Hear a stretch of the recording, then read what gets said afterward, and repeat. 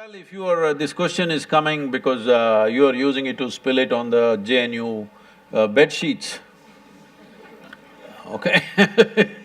If that's how you're using it, well, that's your compulsion, you're doing whatever you're doing. This is not something to be judged morally, that's not the point, it's a question of what is the level of compulsion that one has.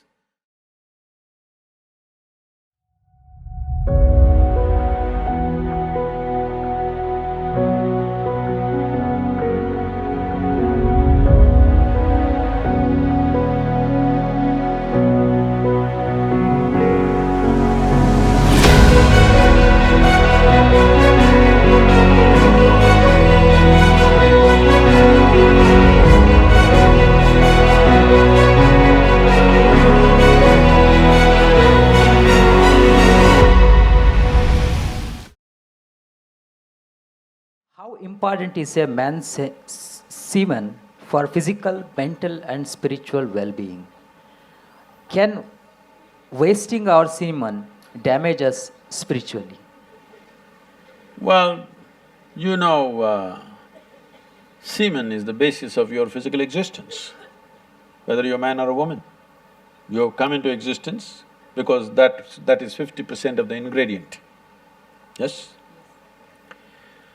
Well, we have skin, we have epithelial cells, we have hair, we have many other aspects of body, heart, liver, kidney, so many things.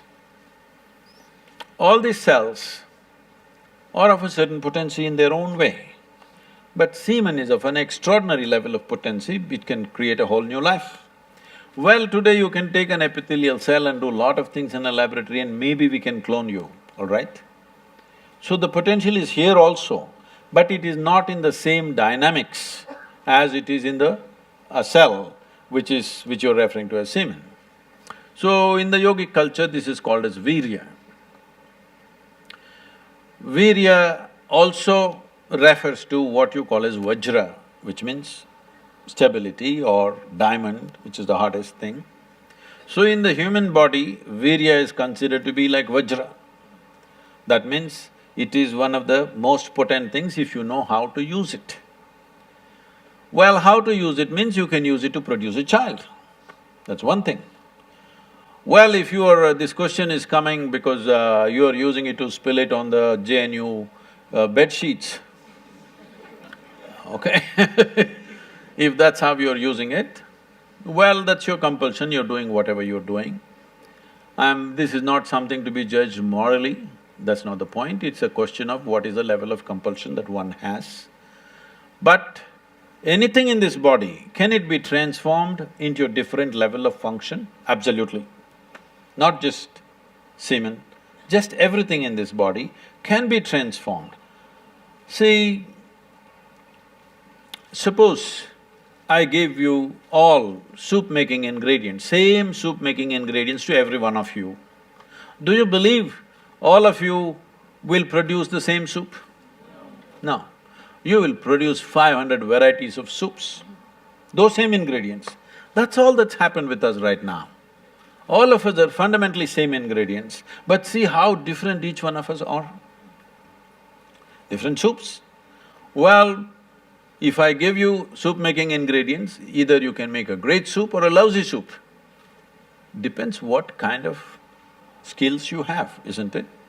So this goes for everything, not just for semen.